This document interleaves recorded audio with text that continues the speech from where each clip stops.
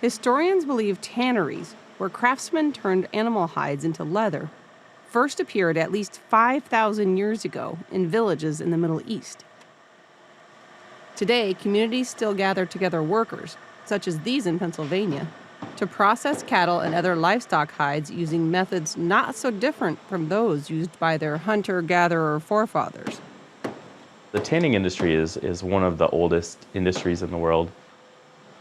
It's a direct byproduct of the meat industry, right? And so as we harvest animals for meat, just like the Native Americans, we try to utilize all of the components of the animal.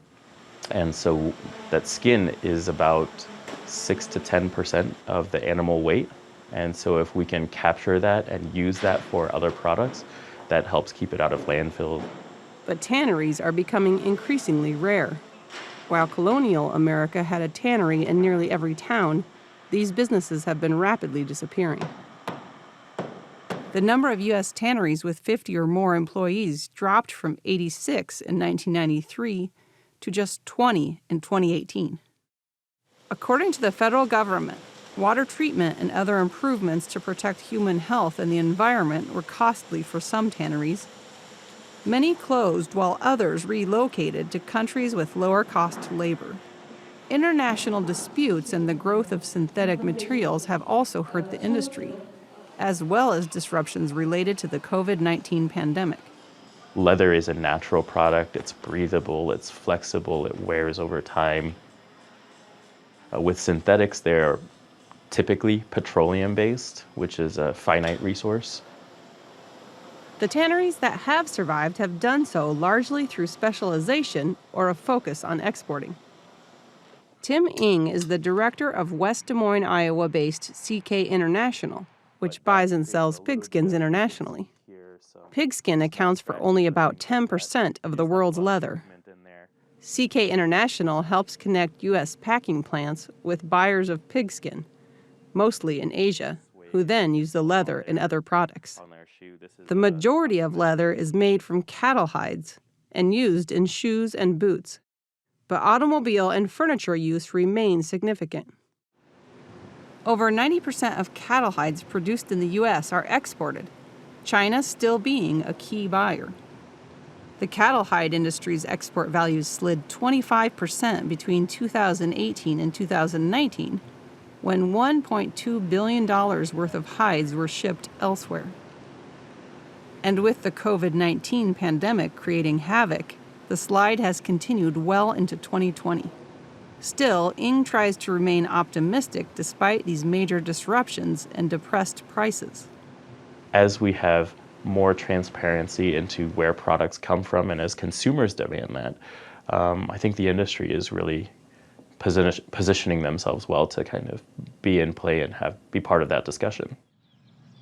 In Curwensville, Pennsylvania, the leather tannery, Wickett and Craig, brought dozens of jobs to town when the now 153-year-old company moved there from Toronto, Canada in 1989. It still employs about 90 people in the town of 2,500 and is one of just a few large U.S. tanneries remaining that use plant-based compounds known as vegetable tannins on the leather. Most use chromium tanning, a method introduced in the 1850s and viewed as the most efficient processing method.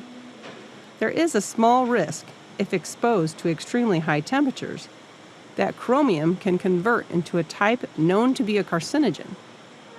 U.S. regulations, however, govern proper disposal and water treatment for all tanneries. Vegetable tanning is the oldest form of tanning. It all comes from tree bark extract. Those trees are grown for the tanning industry.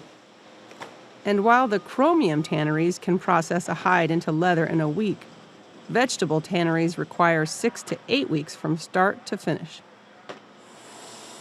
When you get a pallet of hides in, you have no idea what you have there. We try to turn it as much into a science so that we can be consistent. I mean, the cattle are never going to be consistent. Those are variables that every tanner has to deal with. The Wickett and Craig leather factory processes nearly 5,000 cattle hides a month, most from Charolais, Simmental, and Limousin cattle because of the lighter colored hides. Cattle brands and any other imperfections on the hide reduce the value. Most of them come from the Dakotas, or we get them from the Toronto, that eastern Canada region. So the farther north you go, generally the better the hides are because there's less summer, and hence the less bug bites, less scratching, and things like that.